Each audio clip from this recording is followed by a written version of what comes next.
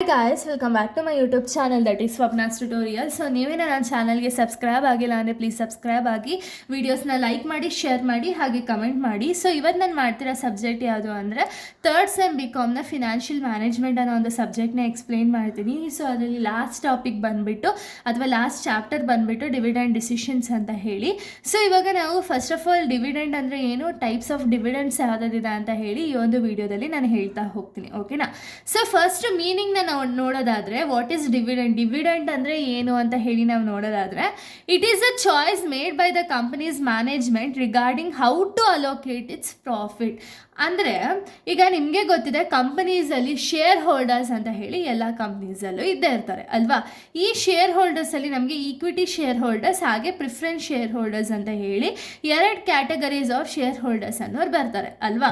So ಕಂಪನಿಯವ್ರು ಏನು ಮಾಡ್ತಾರೆ ಅಂದರೆ, ಶೇರ್ ಹೋಲ್ಡರ್ಸು ಕಂಪನೀಸ್ಗೆ ಇನ್ವೆಸ್ಟ್ ಮಾಡಿರೋ ರೀಸನಿಂದ ಕಂಪನಿ ಇನ್ ರಿಟರ್ನ್ ಶೇರ್ ಹೋಲ್ಡರ್ಸ್ಗೆ ಡಿವಿಡೆಂಡ್ ಅಂತ ಹೇಳಿ ಕೊಡ್ತಾರೆ. ಓಕೆನಾ?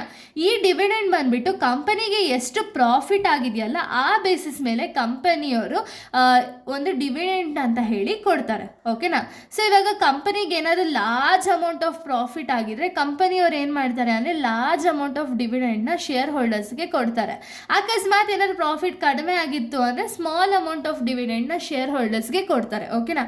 ಈ ರೀತಿ ಕಂಪನಿಯವರು ಡಿಸೈಡ್ ಮಾಡ್ತಾರೆ. ಓಕೆನಾ? ಎಷ್ಟು ಪ್ರಾಫಿಟ್ನ ಯಾವ ರೀತಿ ಡಿವಿಡೆಂಟ್ ಆಗಿ ಶೇರ್ ಹೋಲ್ಡರ್ಸ್ಗೆ ಪ್ರೊವೈಡ್ ಮಾಡಬೇಕು ಅಂತ ಹೇಳಿ ಡಿಸೈಡ್ ಮಾಡ್ಕೊಳ್ಳೋದನ್ನ ನಾವು ಡಿವಿಡೆಂಡ್ ಡಿಸಿಷನ್ ಅಂತೀವಿ. ಸೊ ಡಿವಿಡೆಂಡ್ ಅಂದರೆ ಏನು ಅಂದರೆ, it is a part of profit divided among the share ಹೋಲ್ಡರ್ಸ್ನ ನಾವು ಡಿವಿಡೆಂಡ್ ಅಂತೀವಿ. ಡಿವಿಡೆಂಡ್ ಡಿಸಿಷನ್ ಅಂದರೆ ಏನು? ಸೊ ಎಷ್ಟು ಕೊಡಬೇಕು, ಯಾವ ರೀತಿ ಕೊಡಬೇಕು ಅಂತ ಹೇಳಿ ಶೇರ್ ಹೋಲ್ಡರ್ಸ್ಗೆ ಡಿಸಿಷನ್ಸ್ನ ತಗೊಳ್ಳೋದನ್ನ ನಾವು ಡಿವಿಡೆಂಡ್ ಡಿಸಿಷನ್ಸ್ ಅಂತ ಹೇಳಿ ಕರಿತೀವಿ. ಓಕೆನಾ? ಸೊ ಇಲ್ಲಿ ಟೈಪ್ಸ್ ಆಫ್ ಡಿವಿಡೆಂಡ್ಸ್ ಇದೆ. ಯಾವುದೆಲ್ಲ ಟೈಪ್ಸ್ ಆಫ್ ಡಿವಿಡೆಂಡ್ಸ್ ಕಂಪನಿಯವರು ಒಂದು ಶೇರ್ ಹೋಲ್ಡರ್ಸ್ಗೆ ಕೊಡ್ತಾರೆ ಅಂದರೆ, ಫಸ್ಟ್ ಒಂದು ಕ್ಯಾಶ್ ಡಿವಿಡೆಂಡ್. ಕ್ಯಾಶ್ ಡಿವಿಡೆಂಡ್ ಅಂದರೆ ಏನು? ಕಂಪನಿಯವರು ಏನು ಮಾಡ್ತಾರೆ ಅಂದರೆ, ಶೇರ್ ಹೋಲ್ಡರ್ಸ್ಗೆ ಡಿವಿಡೆಂಡ್ನ ಕ್ಯಾಶ್ ರೂಪದಲ್ಲಿ ಕೊಡ್ತಾರೆ. ಓಕೆನಾ? ಅಂದರೆ ಇವಾಗ ಎಷ್ಟು ಪ್ರಾಫಿಟ್ ಆಗಿದೆಯೋ ಆ ಪ್ರಾಫಿಟೆಡ್ ಬೇಸಿಸ್ ಮೇಲೆ ಪ್ರಿಫರೆನ್ಸ್ ಶೇರ್ ಹೋಲ್ಡರ್ಸ್ಗೆ ಎಷ್ಟು, ಈಕ್ವಿಟಿ ಶೇರ್ ಹೋಲ್ಡರ್ಸ್ಗೆ ಎಷ್ಟು ಅಂತ ಹೇಳಿ ಡಿವೈಡ್ ಮಾಡಿಬಿಟ್ಟು ಆ ಡಿವೈಡ್ ಆಗಿರೋ ಅಮೌಂಟ್ನ ಕ್ಯಾಶ್ ಮುಖಾಂತರ ಶೇರ್ ಹೋಲ್ಡರ್ಸ್ಗೆ ಕೊಟ್ಟರೆ ಅದನ್ನು ನಾವು ಕ್ಯಾಶ್ ಡಿವಿಡೆಂಡ್ ಅಂತ ಹೇಳಿ ಕರಿತೀವಿ. ಓಕೆನಾ?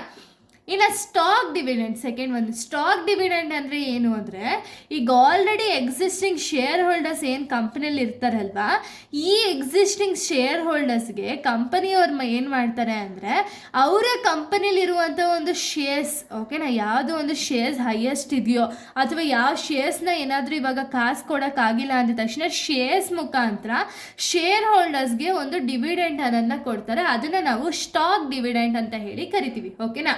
ಅಡಿಷ್ನಲ್ ಆಗಿ ಇವಾಗ ಎಕ್ಸಾಂಪಲ್, ಈ ಶೇರ್ ಹೋಲ್ಡರ್ಸ್ ಹತ್ರ 7 ಶೇರ್ಸ್ ಇದೆ ಕಂಪನಿದು ಅಂದರೆ, ಇನ್ ಅಡಿಷನ್ ಅವ್ರಿಗೆ ಎಕ್ಸ್ಟ್ರಾ 2 ಶೇರ್ಸ್ನ ಕೊಡೋದ್ರ ಮುಖಾಂತರ ಅವ್ರಿಗೆ ಡಿವಿಡೆಂಟ್ ಅನ್ನೋದನ್ನ ಕೊಡ್ತಾರೆ ಕಂಪನಿ. ಓಕೆನಾ? Next property dividend. Property dividend ಅಂದರೆ ಏನು ಅಂದರೆ, ಕಂಪನಿಯವರು ಅವರಿಗೆ ಕ್ಯಾಶ್ ಮುಖಾಂತರನೋ ಅಥವಾ ಸ್ಟಾಕ್ ಮುಖಾಂತರನೋ ಡಿವಿಡೆಂಡ್ ಕೊಡ್ದಂಗೆ ಅಸೆಟ್ಸ್ ಮುಖಾಂತರ ಏನಾದರೂ ಶೇರ್ ಹೋಲ್ಡರ್ಸ್ಗೆ ಒಂದು ಪ್ರಾಫಿಟ್ನಲ್ಲಿ ಶೇರ್ ಏನಾದ್ರು ಕೊಟ್ಟರು ಅಂದರೆ ಅದನ್ನು ನಾವು ಪ್ರಾಪರ್ಟಿ ಡಿವಿಡೆಂಡ್ ಅಂತ ಹೇಳಿ ಕರಿತೀವಿ. ಓಕೆನಾ? ಇನ್ನು ನೆಕ್ಸ್ಟ್ ಒಂದು ನಾವು ನೋಡೋದಾದರೆ ಬಾಂಡ್ ಡಿವಿಡೆಂಡ್. ಬಾಂಡ್ ಡಿವಿಡೆಂಡ್ ಅಂದರೆ ಏನು? Promising for the future payment of dividend. ಅಂದರೆ ಏನು? ಈಗ ಕಂಪನಿಯವ್ರ ಹತ್ರ ಅಮೌಂಟ್ ಇರಲ್ಲ ಅಂದ್ಕೊಳ್ಳಿ, ಅವ್ರೇನು ಮಾಡ್ತಾರೆ ಅಂದರೆ ಶೇರ್ ಹೋಲ್ಡರ್ಸ್ಗೆ ಪ್ರಾಮಿಸ್ ಮಾಡ್ತಾರೆ, ಇಲ್ಲ ನಂಗೆ ನೆಕ್ಸ್ಟ್ ಟೈಮು ಕಂಪನಿ ಪ್ರಾಫಿಟ್ ಆಗಿದ ತಕ್ಷಣ ನಿಮಗೆ ಅಮೌಂಟನ್ನು ಕೊಡ್ತೀನಿ ಅಂತ ಹೇಳಿ ಪ್ರಾಮಿಸ್ ಮಾಡಿ ಒಂದು ಅಮೌಂಟ್ನ ಕೊಟ್ಟರೆ ಅದನ್ನು ನಾವು ಅಂದರೆ ಒಂದು ಫ್ಯೂಚರಲ್ಲಿ ಅಥವಾ ನೆಕ್ಸ್ಟಲ್ಲಿ ಯಾವ್ದಾದ್ರು ಪ್ರಾಫಿಟ್ ಆದಾಗ ನಿಮಗೆ ಪೇಮೆಂಟ್ ಮಾಡ್ತೀನಿ ಅಂತ ಹೇಳಿ ಪ್ರಾಮಿಸ್ ಮಾಡಿದ್ರೆ ಅದನ್ನು ನಾವು ಬಾಂಡ್ ಡಿವಿಡೆಂಡ್ ಅಂತ ಹೇಳಿ ಕೊಡ್ತೀವಿ. ನಿಮಗೆ ಗೊತ್ತಿದೆ, ಬಾಂಡ್ ಪೇಪರಲ್ಲಿ ಏನೇ ಬರೆದ್ರು ಅದು ರೈಟ್ ಅಲ್ವಾ. ಸೊ ಅದಕ್ಕೆ ಬಾಂಡ್ ಪೇಪರಲ್ಲಿ ಬರೆದ್ರು ಅಂದರೆ ಇಲ್ಲಿ ಕಂಪನಿಯವರು ಕೊಡಲೇಬೇಕಾಗುತ್ತೆ, ಅದನ್ನು ನಾವು ಬಾಂಡ್ ಡಿವಿಡೆಂಡ್ ಅಂತೀವಿ. ಇನ್ನು ಲಿಕ್ವಿಡೇಟಿಂಗ್ ಡಿವಿಡೆಂಡ್. ಲಿಕ್ವಿಡೇಟಿಂಗ್ ಡಿವಿಡೆಂಡ್ ಅಂದರೆ ಏನು ಅಂದರೆ, ಕಂಪನಿ ವೈಂಡ್ ಅಪ್ ಆಗುತ್ತೆ ನೋಡಿ, ಅಂದರೆ ಕಂಪನಿಗೆ ಪ್ರಾಫಿಟ್ ಆಗಿರಲ್ಲ, ತುಂಬ ಲಾಸ್ ಆಗ್ತಿರುತ್ತೆ. ಅದಕ್ಕೆ ಕಂಪನಿ ಏನು ಮಾಡ್ತಾರೆ ಅಂದರೆ, ವೈಂಡ್ ಅಪ್ ಮಾಡೋ ಟೈಮಲ್ಲಿ ಕಂಪನಿ ಅಸೆಟ್ ಏನಿದೆಯಲ್ಲ ಅಸೆಟ್ ಸೇಲ್ ಮಾಡಿ ಮಿಕ್ಕಿರೋ ಅಮೌಂಟ್ ಯಾರ್ಯಾರಿಗೆಲ್ಲ ಎಷ್ಟೆಷ್ಟು ಅಮೌಂಟ್ನ ಡೆಪ್ಸ್ ಇದೆ ಅದನ್ನು ಪೇ ಮಾಡಿ ರಿಮೈನಿಂಗ್ ಅಮೌಂಟ್ನ ಶೇರ್ ಹೋಲ್ಡರ್ಸು ಕೊಟ್ಟರೆ ಅದನ್ನು ನಾವು ಲಿಕ್ವಿಡೇಟಿಂಗ್ ಡಿವಿಡೆಂಡ್ ಅಂತ ಹೇಳಿ ಕರಿತೀವಿ. ಓಕೆನಾ? ನೆಕ್ಸ್ಟ್ ಇಂಟರಿಮ್ ಡಿವಿಡೆಂಡ್ ಅಂದರೆ ಏನು ಅಂದರೆ, ಇವಾಗ ಫಿನಾನ್ಷಿಯಲ್ ಇಯರ್ ಅಂದರೆ ಒಂದು ವರ್ಷದಲ್ಲಿ ಒಂದು ವರ್ಷದಲ್ಲಿ ಒಂದು ಸತಿ ಕೊಟ್ಟರೆ ಅದನ್ನು ಫೈನಲ್ ಡಿವಿಡೆಂಟ್ ಅಂತೀವಿ. ಅಂದರೆ ವರ್ಷಕ್ಕೆ ಒಂದೇ ಸತಿ ಏನಾದ್ರು ಡಿವಿಡೆಂಟ್ನ ಕೊಟ್ಟರೆ ಅದನ್ನು ಫೈನಲ್ ಡಿವಿಡೆಂಟ್ ಅಂತೀವಿ. ಬಟ್ ವರ್ಷದಲ್ಲಿ 2 ಸತಿನೋ ಅಥವಾ 4 ಸತಿನೋ ಡಿವಿಡೆಂಟ್ನ ಕೊಟ್ಟರೆ, ಯೂಶಲಿ 2 ಸತಿ ಅಂದರೆ 6 months ಒನ್ಸ್ ಏನಾದ್ರು ಡಿವಿಡೆಂಟ್ನ ಕೊಟ್ಟರು ಅಂದರೆ ಅದನ್ನು ನಾವು ಇಂಟರಿಮ್ ಡಿವಿಡೆಂಟ್ ಅಂತ ಹೇಳಿ ಕರಿತೀವಿ. ಓಕೆನಾ? ಅಂದರೆ ಫಿನಾನ್ಷಿಯಲ್ ಇಯರ್ಗಿಂತ ಮುಂಚೆನೇ ಪೇ ಮಾಡಿಬಿಟ್ಟಿರ್ತಾರೆ, ಅದನ್ನು ನಾವು ಇಂಟರಿಮ್ ಡಿವಿಡೆಂಟ್ ಅಂತೀವಿ. ಇನ್ನು ಸ್ಪೆಷಲ್ ಡಿವಿಡೆಂಟ್ ಅಂದರೆ ಏನು ಅಂದರೆ, ಸೊ ಕಂಪನಿಯವ್ರು ಏನು ಮಾಡ್ತಾರೆ ಅಂದರೆ, ಕಂಪನಿಗೆ ಏನಾದ್ರು ಎಕ್ಸ್ಟ್ರಾ ಪ್ರಾಫಿಟ್ ಆಗಿತ್ತು ಅಂದರೆ ಕಂಪನಿ ಏನು ಮಾಡ್ತಾರೆ ಅಂದರೆ ಶೇರ್ ಹೋಲ್ಡರ್ಸ್ಗೆ ಒಂದು ಎಕ್ಸ್ಟ್ರಾ ಅಥವಾ ಅಡಿಷ್ನಲ್ ಆಗಿ ಒಂದು ಡಿವಿಡೆಂಟ್ ಅನ್ನೋದನ್ನ ಕೊಡ್ತಾರೆ.